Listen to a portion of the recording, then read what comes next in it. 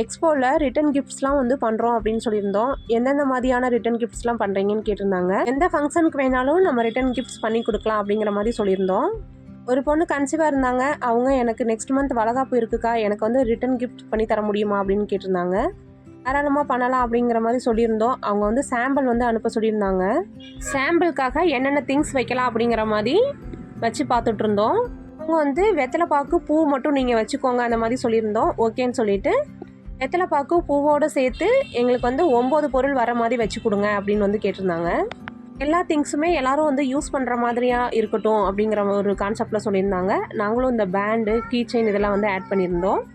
அதே மாதிரி கொடுக்குற பேக்கும் நீங்களே வந்து சூஸ் பண்ணிக்கோங்க அப்படின்னு சொல்லியிருந்தோம். நம்மக்கிட்ட இந்த மாதிரி இந்த சுருக்கு பை டைப்பில் இருக்கும். இதுவும் வந்து பார்க்குறதுக்கு ரொம்ப அழகாக இருக்கும். இல்லை எங்களுக்கு அது வேண்டாம், நீங்கள் வந்து இந்த பை மாதிரி கொடுக்குறணும் அப்படின்னு ஆசைப்பட்டாலும் இந்த மாதிரி பையும் இருக்குது. எது வேணுமோ நீங்கள் வந்து சூஸ் பண்ணிக்கோங்கன்னு சொல்லி 2ஐயும் வந்து சென்ட் பண்ணியிருந்தோம்.